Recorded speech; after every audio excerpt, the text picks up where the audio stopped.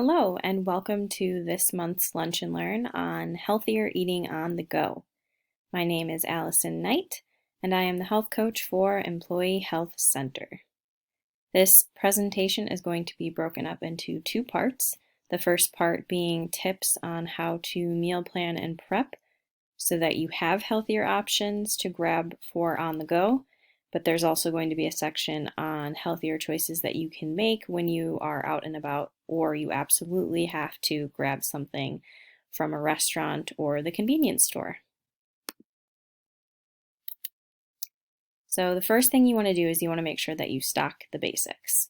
This helps you save time and money by taking a look at what you already have on hand in your fridge, your freezer, and your pantry, and then planning meals based on the ingredients that you do have. So I would suggest stocking up on pantry, freezer, and refrigerator staples, and these can include canned goods such as beans and vegetables and meat, tomato products like tomato paste or tomato sauce, pasta, rice, grains, barley, quinoa, different types of broths or bouillon, so veggie, beef, and chicken, different types of vinegar like rice vinegar, red wine vinegar, apple cider vinegar, and various oils such as avocado, canola, olive oil. Potatoes, whatever is your favorite, sweet potatoes, red potatoes, russet potatoes, yellow onions, red onions, shallots are all good for cooking, making sure that you're storing these in a dark, cool place so that they don't sprout or spoil other foods. Condiments such as mustards, ketchup, soy sauce, dairy products like milk, butter, and cheeses, especially hard cheeses like Parmesan that last longer. Frozen fruits and vegetables are great to have on hand, especially the ones that you can steam right in the package or add to smoothies. And then pita bread, pie crusts, or tortillas. These are also good to have on hand. Some of the recipes that we go to when we're in a pinch is we always have frozen pie crust in our freezer and eggs in our refrigerator, and then we will make quiche, which is great. It's pretty easy. You can put whatever you want in it. So if you have vegetables that are starting to go bad, throwing those into the quiche, maybe any leftover meat, cheese, and we usually make two of them since you get two pie crusts. We like to bake both of them and then freeze one and then pull this out in the morning and then bake that in the night for a quick and easy meal. We also usually have naan bread or pita bread on hand, and we'll make flatbread, so we usually have fresh mozzarella on hand too. We like to have fresh basil, but we don't always have that on hand, but some type of like arugula or basil, onion or shallots. We do usually put prosciutto on it. You can put sun-dried tomatoes or tomatoes. You can put artichokes on it. You can put olives on it. So it's kind of like a pizza without the sauce. And you could absolutely make pizza too. Those are our go-tos. So planning ahead, look ahead at the week and create a menu to help you save time and money. Check your store's ad for specials and coupons. Join their discount club to make sure you're getting the best price. Again, checking your pantry and refrigerator to make sure that you are not getting anything that you already have and that you're creating meals around what you already have. Decide on how many meals you want to plan. And now, meal planning is not all or nothing. Maybe you have certain days of the week that are particularly busy, and those are the days that you want to plan meals for to start, just so that you have a healthy meal planned. And also think about your snacks. I have a client who, that's what she's working on right now, is making sure that she chops up fruits and vegetables. She has, nuts and dried fruit bagged so that that's what she's grabbing for throughout the week. And then she's going to incorporate a couple meals or dinners for the week as well. Determine if you want to make double batches to save as freezer meals like we do with the quiche. If you're already cooking it, just think about doubling the recipe and then freezing half of that. Also, packing your snacks and lunch the night before can be helpful. I myself am not a morning person, and so by packing my lunch the night before, I'm making sure that I have something healthy that I can grab in the morning and I don't have to think about it too much. Snacking smart, so trying smaller meals or snacks every 3 to 4 hours. You do want to watch the calorie count though. Stick to calories that are around 200 calories, snacks that are around 200 calories a snack. Also check that food label, check the ingredients list, or choose whole foods that don't need a label or an ingredients list. If you are choosing something that has a label, trying to find something that has a decent amount of fiber in it, which will help fill you up. And then watching your sugars, especially the added sugars and simple carbohydrates. So those refined carbs like white pasta, white rice, white bread, white crackers, pretzels, those types of things. Some quick and crunchy snack ideas. Trying to cut up any type of fruit or vegetable like celery sticks, apple slices, carrot sticks, bell pepper, those types of things, and then serving them with some type of dip, whether that's peanut butter or a Greek yogurt dip or hummus. Also trying popcorn, best either bought in a bag like Skinny Pop or Boom Chicka Pop, where the ingredients are just the popcorn, some salt and some oil, versus the microwave bags, which have a lot of butter and salt and other additives to it.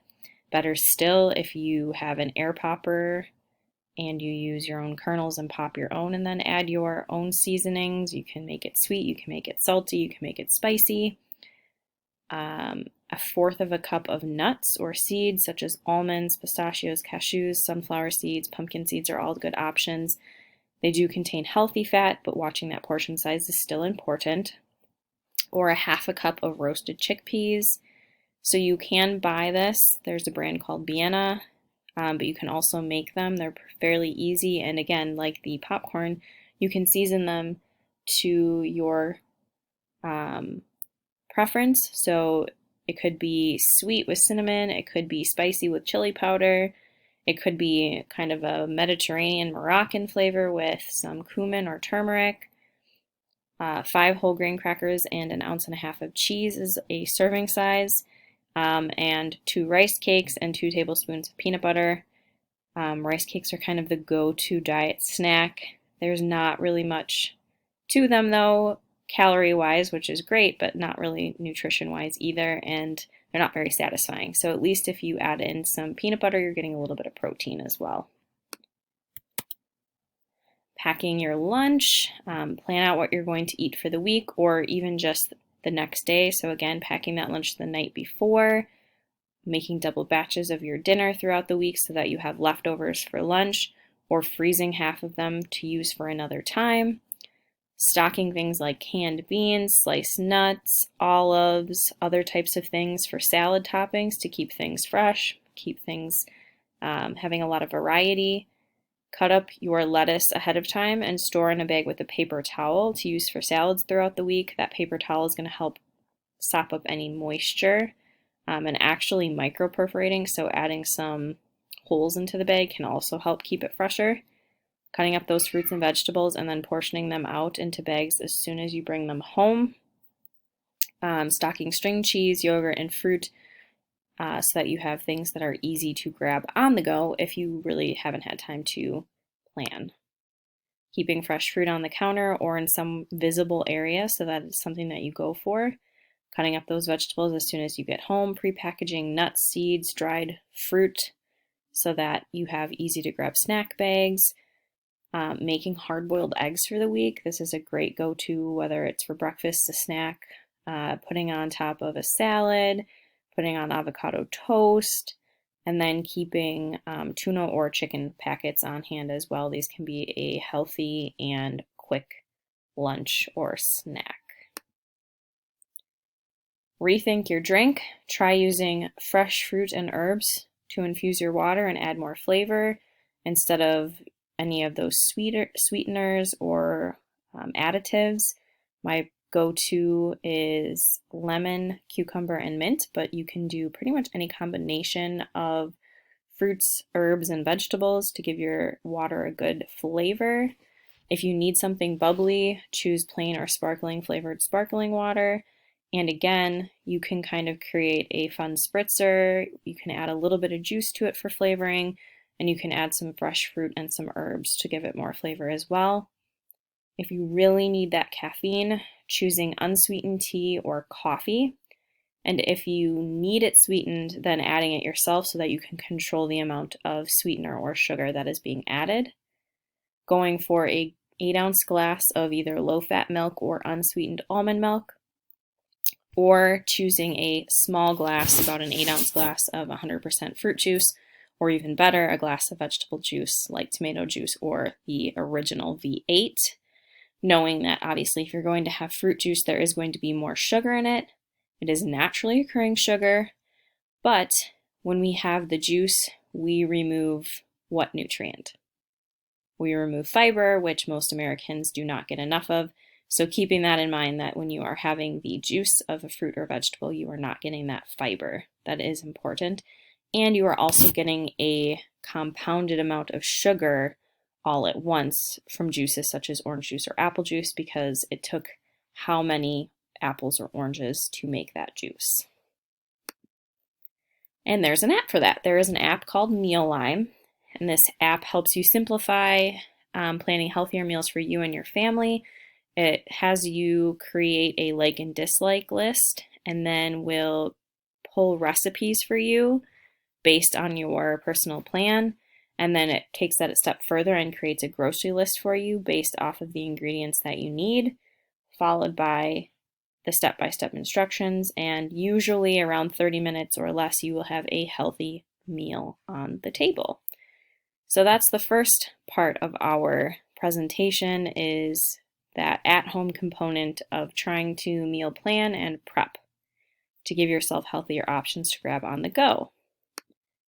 And now we move into that second half where, things happen, life happens, it's inevitable that sometimes we just need to stop and grab something. And so here are some of the best choices that you can make at convenience stores and restaurants. So quick trip.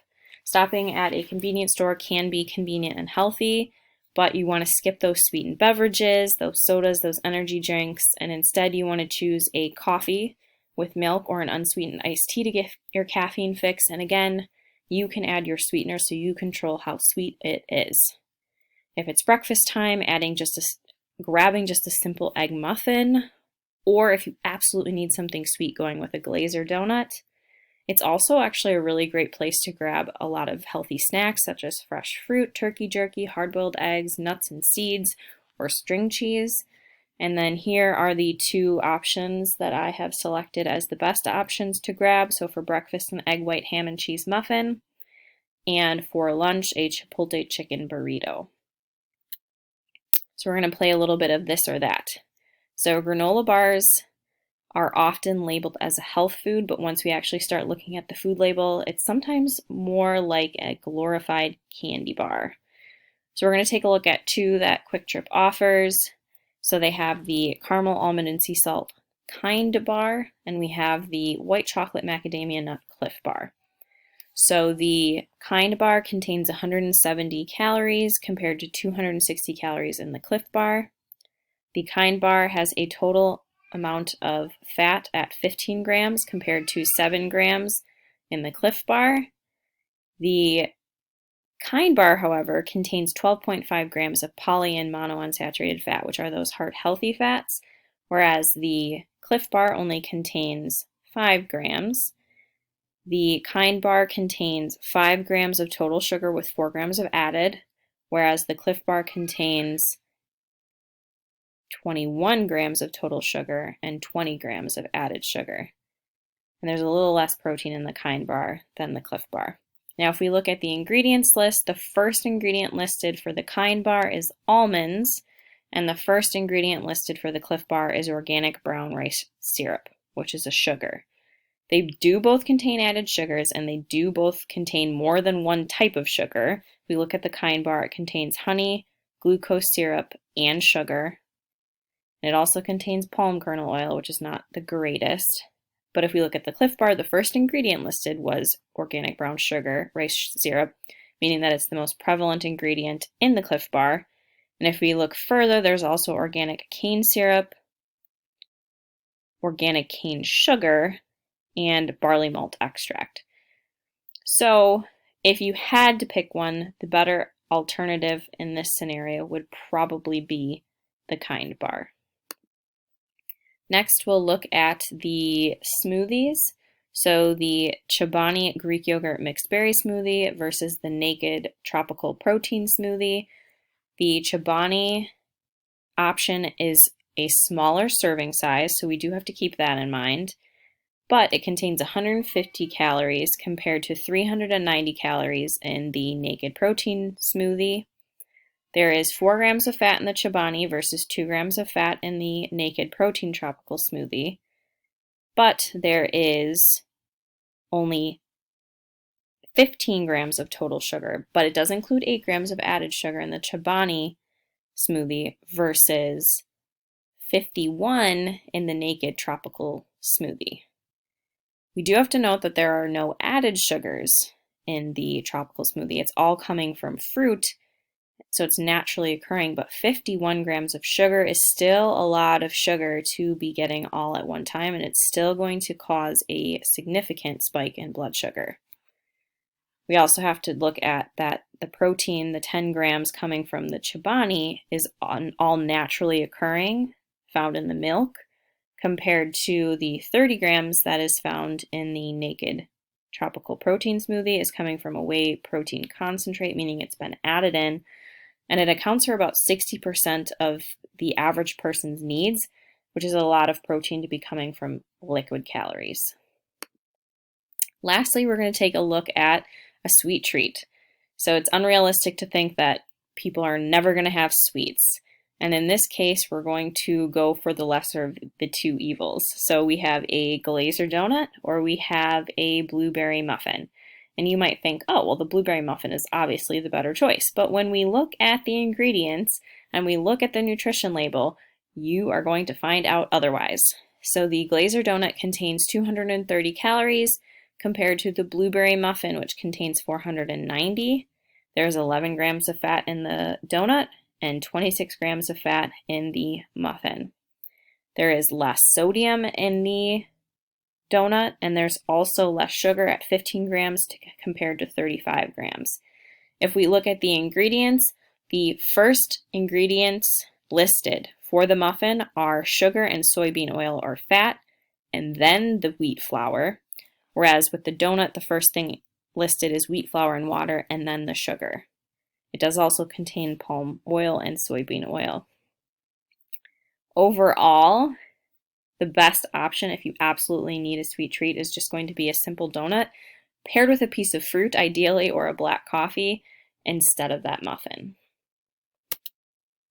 Next up is cousin subs. Generally speaking, sub restaurants are an okay option because you can pick your bread, you can pick your protein, you can load up on veggies. Try to pick a leaner protein, try to pick a whole grain bread if possible. Skip the mayo and other fatty types of dressing and opt to use mustard instead, or ask for avocado so you get some healthy fat. If you absolutely need the mayo, asking for it lightly. If you need to have a side, try a bowl of chicken noodle soup or baked chips, but remember that this is additional calories and fat along with those already found in your sub. It is also important to note anytime that we're getting a sandwich or a sub that deli meat contains a lot of sodium. The turkey breast sub has about 1,800 milligrams, whereas the steak cheesesteak contains about 1,300 milligrams. The American Heart Association recommends a limit of about 2,300 milligrams of sodium a day. The average American gets about triple that. And if someone already has a lot of risk factors or heart disease, they actually want you to limit it even further to 1,500 milligrams. So you're either over it or just about there if you have either of these options. Now, if this is a not common thing for you and it's something that you grab occasionally and the rest of the time or the rest of the day you eat fairly low sodium options, then it's not as big of a concern. But if this is something that you would have multiple times a day, that's when you might want to rethink one of those times. Next up is the good old classic McDonald's. If it's morning, starting your day off with a classic coffee and egg McMuffin and avoiding coffee drinks that contain a lot of sugar, those special lattes or frappuccinos. For lunch, choosing either a single cheeseburger instead of a Big Mac or a grilled chicken sandwich with vegetables, and again, avoiding those high-fat sauces and dressings. Better yet, choose a grilled chicken salad and ask for the dressing on the side, but beware because some salads can actually pack in more calories than a Big Mac. I will note that when I looked at their menu recently and their nutrition facts, they did not have salads, and I don't know if that's COVID related or if they're just not going to have salads anymore. And they no longer had their grilled chicken artisan sandwich either. So I changed it and did the McChicken sandwich without mayo. Next, we have Culver's, so the good custard and burger place. Choosing a grilled chicken sandwich or salad with chicken is going to be your best bet here, but sometimes you absolutely just need a burger. Again, if you need a burger, choosing a single patty instead of a double or triple, and ask for extra veggies. If you need a sweet treat, going for a scoop of chocolate in a dish or a short root beer float is going to be your best option, as they pack in the least amount of sugar and fat compared to the other options on the menu. But if we look down further, noting that if you decide to have both the single Swiss butter burger and a root beer float, you are packing in a lot of calories, fat, and carbs. So keeping that in mind if you have both options when you go. Noodles and Company. So although noodles are higher in carbs, so they're not going to be a carb-friendly meal, they still have some great options. Go for the smaller size, add a lean protein, add in some extra veggies. Try their salad options, which are actually really good, and they contain a lot of healthy fats, lots of veggies, and lean protein. Skip their true fan favorites like mac and cheese and beef stroganoff. They actually contain the highest calorie, fat, and sodium out of all the dishes that they offer, and if you need to have it, choose a small and pass on the soda. Some of their best options are going to be a small penne rosa with Parmesan chicken and a small pesto cavatappi with grilled chicken. Panera Bread also offers a lot of good options. They have soups, salads, sandwiches, pretty much anything you could want. Try sticking to a broth-based soup, since a lot of the cream-based soups have more fat in them, and ask for dressing on the side for your salad so you can control the amount that goes on.